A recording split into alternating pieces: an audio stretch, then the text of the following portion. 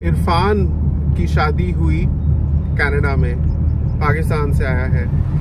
उसकी स्टोरी आज आपके लिए लेकर आया हूँ। उसने मुझे इंस्टाग्राम पर मैसेज किया, कहता है बिलाल भाई आपका मैं चैनल काफ़ी अर्से से देख रहा हूँ और स्पेशली अब जिस तरह आप लोगों की ज़िंदगी की मुश्किलात बताते हैं, लोगों की स्टोरीज छोटी छोटी आप बताते हैं, तो मुझे लगा कि मैं भी अपना दुख शेयर करूँ। हो सकता है कहीं से कोई अच्छा मशवरा मिल जाए, क्योंकि मैं कनाडा आकर कुछ ज़हनी इंतशार का शिकार हूँ। तो मैंने फिर मैसेज का जवाब दिया। मैंने कहा कि क्या मुश्किल है आपकी। कहते कि बिलाल भाई मैं कनाडा आया हूँ 6 महीने पहले लाहौर से, और मेरी शादी हुई है मेरी फूफी की बेटी के साथ, जो कनाडा में होती थी, कनाडा की सिटीजन है। और मैं इलेक्ट्रिकल इंजीनियर हूँ और लीड्स यूनिवर्सिटी से मैंने मास्टर्स किया, और सऊदीया में बहुत अच्छी जॉब की मुझे ऑफ़र थी, लेकिन यहाँ मेरी शादी हो गई। शादी तो पहले से हुई थी, तो पेपर्स बन रहे थे, तो फाइनली सब कुछ इंतज़ाम कंप्लीट हुआ। और 6 महीने पहले मैं सऊदीया जॉब पर जाकर ज्वाइन करने के बजाय कनाडा आ गया, क्योंकि यहाँ मैंने सोचा कि अपनी फैमिली को ज्वाइन करता हूँ। तो मैंने पूछा कि उम्मीद करता हूँ कि सब कुछ अच्छा गया होगा। कहते बिलाल भाई अगर मैं आपको डिटेल से बताऊँ तो मेरी ज़रीन के साथ कोई बातचीत नहीं थी शादी से पहले। ज़रीन उसकी बीवी का नाम है, मतलब उसकी फूफी की बेटी। कहता है कि ज़रीन के साथ मेरी कोई बातचीत नहीं थी, लेकिन बचपन में 3-4 दफ़ा वो लोग पाकिस्तान आए थे, तो कभी ईद वगैरह पर मुलाकात हो जाती थी, लेकिन इसके अलावा मेरी उसके साथ कभी बातचीत नहीं हुई थी। लेकिन अब्बू की एक तो मर्ज़ी थी कि मैं ख़ानदान के अंदर ही शादी करूं, और दूसरा ये भी अम्मी कहती थी कि बहुत अच्छा है कनाडा जाकर सेट भी हो जाओगे। तो अम्मी को भी एतराज़ नहीं था, बल्कि ये एक पॉइंट ऑफ अट्रैक्शन था उनके लिए भी कि चलो इस तरीके से कनाडा की सिटीजनशिप भी मिल जाएगी। लेकिन जब मैं कनाडा आया तो मुझे ये बताया गया था कि हम आपको लेने के लिए आएंगे, लेकिन मैं कनाडा पहुंचा तो एयरपोर्ट पर कोई भी नहीं था। एयरपोर्ट पहुंचकर मैंने कॉल किया तो मेरी बीवी कहती है कि मेरी जॉब चल रही है, सॉरी मैंने सोचा था कि मैं ऑफ ले सकूंगी, लेकिन बिल्कुल पॉसिबल नहीं हुआ, तुम खुद आ जाओ। तो कहते हैं कि मेरे लिए बहुत मुश्किल था नए मुल्क में आना, क्योंकि मैंने यही सोचा हुआ था कि मुझे पिक कर लिया जाएगा और घर पर ड्रॉप किया जाएगा, लेकिन मुझे खुद से कैब करवा के उनको डायरेक्शंस देकर फिर पहुंचना पड़ा। खैर वो तो सिर्फ एक आगाज़ था। जब मैं पहुंचा घर में तो कहता है कि मेरी बीवी अपनी फैमिली के साथ रहती है, उनका 2 बेटियां और 1 बेटा है। जो बेटी है जिसकी शादी हुई है वो अलग रहती है, बेटा उनके साथ रहता है, उसकी भी शादी हुई है। और अब एक ये बेटी है जिसका शोहर ये पहुंचा था। तो कहता है कि जब मैं घर में एंटर हुआ तो ज़रीन जॉब पर ही थी। सब लोग मिले, लेकिन उनके मिलने के अंदाज में मुझे ऐसे लगा कि जैसे मैं रोटियां लेने गया हुआ था और मैं वापस आया हूँ। अस्सलाम वालेकुम। वालेकुम अस्सलाम। मैं पूछ रहा था क्या हाल है सबका, कैसे हैं। मैं बड़ा खुल और खिल के मिलने की कोशिश कर रहा था, लेकिन इंसान को महसूस हो जाता है जब सामने वाले का एटीट्यूड ऐसा हो कि वो खुलकर मिलना ना चाह रहा हो, बल्कि सिर्फ सलाम वालेकुम अस्सलाम तक आपको लिमिटेड रखना चाहे। तो कहते हैं कि एक जो सिर्फ फूफी है वो मुझे अच्छे तरीके से मिली, उनके अलावा ना मेरे फूफा के मिलने के अंदाज में कोई गर्म जोशी थी। उनका जो साला है वो काम पर था। ज़रीन तो खैर उसकी जॉब चल रही थी, तो मेरे पहुंचने के 2 घंटे बाद वो फ्री होकर कमरे से निकली। तो कहती है हाय। मैंने कहा अस्सलाम वालेकुम। तो कहती है या hi, these packing bags this is yours. मैंने कहा क्या। वो कहता है कि मेरे सामान के बारे में पूछ रही थी कि ये तुम्हारे बक्से हैं। मैंने कहा जी। कहती है pick them up and put them in the room there, the guest room. कहते हैं बिलाल भाई अब आप ही बताएं कि एक बंदा जो पाकिस्तान से आया है अपनी बीवी के लिए, उसकी बीवी पहले कहती है कि उसको एयरपोर्ट पर पिक करने आएगी, बाद में वो इतना वक्त नहीं निकाल सकती कि एयरपोर्ट पर आती, बल्कि वो बंदा घर पहुंच गया, उसके भी 2 घंटे बाद वो अपने कमरे से निकली है और निकल कर ना कोई अपनायत, ना कोई एहसास, ना कोई प्यार, ना कोई मोहब्बत, मुझे बोल रही है कि अपने बक्से उठाओ और गेस्ट रूम में रखो। मैंने कर दिया जैसे मुझे कह रही थी। कहते हैं कि लेकिन बिलाल भाई तब से आज 6वां महीना हो गया है, लेकिन मैंने ऑब्जर्व किया है कि उनके बातचीत में, उनके मुझसे मिलने के अंदाज में, उनकी मेरे से डीलिंग में एक ऐसा समझ ले कि मुझ पर एहसान है उनका। 1-2 दफा तो मुझे कह भी चुके हैं तुम्हें हमारी वजह से सिटीजनशिप तो मिल जाएगी ना, देखो कितना तुम्हारे लिए आसानी हो गई। मैंने कहा आपको ये किसने कहा? कहता है जो मेरा साला है तो यहाँ पर गवर्नमेंट जॉब करता है, तो वैसे मेरे साथ ज्यादा घुलता मिलता नहीं है, लेकिन जब भी अगर मिलता है ना तो सलाम के बाद अगर कोई बात होती है तो कहता है कि हाँ भाई इजी रोड टू सिटीजनशिप। मतलब हाँ भाई यहाँ की नेशनैलिटी लेने के लिए आसान रास्ता तुम्हें मिल गया। तो पहली दफा तो मैंने उसको उसी अंदाज में लिया कि एक लाइट सा एटीट्यूड है, एक हंसी मजाक की बात हो रही है। लेकिन बिलाल भाई जब हर दफा एक ही बात हो और महफिल में हो, जब बाकी लोग भी, बिकॉज हर बंदा नहीं जानता कि आपकी क्या इक्वेशन है किस बंदे के साथ, तो जब आपको ओपनली इस तरह से कहा जा रहा हो कि जैसे आप एक इजी रोड टू सिटीजनशिप अपनाई है शादी करके उनकी लड़की के साथ, तो लोग तो जज करेंगे और मैं किसी को जज करने से रोक नहीं सकता। और मुझे अच्छा नहीं लगता कि बार बार मेरा साला मेरे साथ एक ही ये मजाक करता है। इसके अलावा मैंने कहा और कोई परेशानी है? कहते हैं कि उनकी मर्जी होती है कि मैं उनके डॉग को वॉक करवाने के लिए लेके जाया करूं जब तक मैं फारिग हूं, जब तक मुझे जॉब नहीं मिल रही। तो मैंने कहा आपको ऐसे किसी ने कहा? मेरे फूफा कहते हैं कि मेरे से अंग्रेजी में कह रहे थे, उसका तर्जुमा ये है जब तक तुम्हें जॉब नहीं मिलती तो कुछ तो किया करो। मैंने कहा अंकल मैं कर रहा हूँ, मैं जॉब्स के लिए अप्लाई कर रहा हूँ, दिन रात लगा रहता हूँ, कोशिश करता रहता हूँ, इससे बढ़ के मैं क्या ही कर सकता हूँ। तो उसके जो फूफा हैं वो कहते हैं well you can walk the dog. मैंने कहा जी, I said you could walk our dog, मतलब तुम हमारे कुत्ते को बाहर चलाने के लिए लेकर जा सकते हो।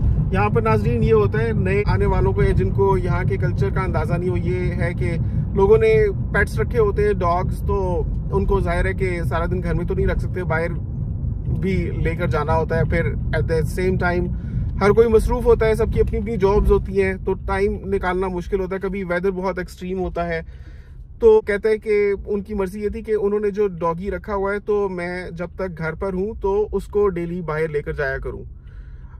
मैंने कहा uncle I have never done this. तो वो कहते हैं कि well there is always a first time. कहता है कि बिलाल भाई मेरी बिल्कुल इस तरह की तबीयत नहीं है, I have got nothing against it, लेकिन I am not comfortable with doing such things. मैंने कभी किया नहीं, तो बहरहाल मुझे करना पड़ा। तो इन रिटर्न मैंने कहा कि आपको उन्होंने कुछ ओपनली कहा। कहते हैं कि ओपनली नहीं, ओपनली तो यही कहा कि तुम्हें हमारी वजह से सिटीजनशिप मिल रही है, लेकिन उनके एटीट्यूड में ये भी है कि हमने तुम्हें रहने के लिए जगह दी हुई है। मैं तो नहीं चाहता था कि मैं घर दामाद बनूं, लेकिन मेरे अब्बू का इसरार था कि तुम खानदान में शादी करो, और अम्मी भी कह रही थी कि अच्छा है कनाडा में कर लो, तुम्हें यहाँ की शहरियत भी मिल जाएगी। तो मैं तो अपने पेरेंट्स के कहने में आकर यहाँ आ गया। फिर मैंने खुद भी सोचा हुआ था कि मैं इलेक्ट्रिकल इंजीनियर हूँ, मैंने इतनी अच्छी यूनिवर्सिटी से मास्टर्स किया हुआ है, कनाडा जाऊँगा तो उम्मीद है कि मुझे बहुत अच्छी जॉब मिल जाएगी। तो वही जॉब जो मैंने सऊदीया में जाकर करनी है तो कनाडा में जाकर करूँ। अक्सर मैंने देखा है लोगों की कोशिश होती है सऊदीया, दुबई वगैरह जाकर भी उसके बाद कनाडा की किसी तरह से इमिग्रेशन ले लें। तो मुझे खुद भी ये रास्ता लग रहा था, मैं क्यों झूठ बोलूं, लेकिन यहाँ आया हूँ तो बहुत ही मुश्किल हालत आता है। मैंने कहा कि चले वो तो पहले दिन जो हुआ सो हुआ, तो आपकी बीवी के साथ आपकी कोई अंडरस्टैंडिंग हुई उसके बाद? कहते हैं कि बिलाल भाई वो बहुत ही प्रोफेशनल लड़की है। मैं ये नहीं कहता कि वो बुरी लड़की है, लेकिन वो बिल्कुल अपने काम पर फोकस्ड है। सुबह 12 बजे उसकी शिफ्ट शुरू होती है, रात के 8 बजे तक वो चलती है। बीच में उसको 15-15 मिनट्स की ब्रेक्स होती हैं जिसमें वो अपने निकलकर स्नैक्स बनाती है।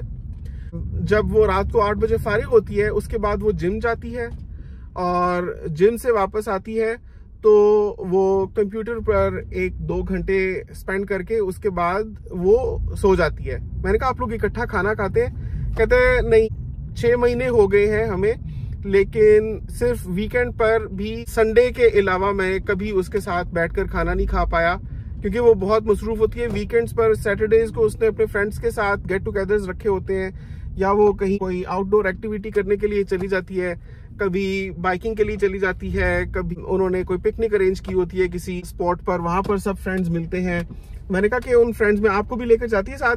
कहते हैं कि नहीं, मैंने 1-2 दफा जाने की कोशिश की, लेकिन उसने अपनी बातों से मुझे ये अंदाजा करवा दिया कि तुम भी वहां पर बोर हो गए हो, तुम्हें लोगों की समझ नहीं आएगी, तो तुम रुको ना, यहाँ ये वाली मूवी देख लो और ये कर लो वो कर लो। मुझे 10 काम बता जाती है कि ये कर लो, जॉब्स के लिए अप्लाई करो, तुम use this time to find jobs.